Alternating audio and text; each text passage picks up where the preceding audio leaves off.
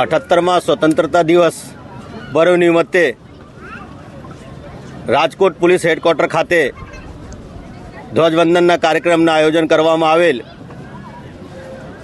આમાં police, home guard, NCC, SPC બાકી લોકો પાર્ટિસિપેટ કર્યા અને શહેરજનો અને બાકી મિત્રો પણ આમાં સામેલ થયા હતા। હું બધાને આ સ્વતંત્રતા દિવસની પર્વની શુભકામના આપું છું અને રાજકોટ પોલીસ રાજકોટ શહેરને ઉન્નતિ અને કાયદો અને વ્યવસ્થામાં જે કંઈ કરવાનું હોય આ કરવા માટે કટિબદ્ધ છે અને આપણે બધા ભેગા મળીને રાજકોટ શહેરમાં કાનૂન અને વ્યવસ્થા તથા આને વિકાસને આગળ વધાવીએ તે ઈચ્છીને હું બધાને ફરીથી આ સ્વતંત્રતા દિવસની શુભકામના આપું છું।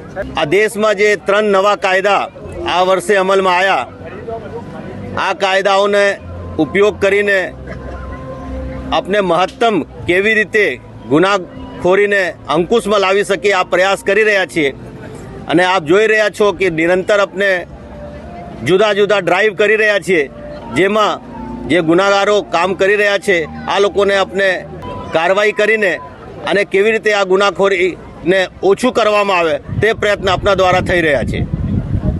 ચલો, થેન્ક યુ, આભાર બધાને।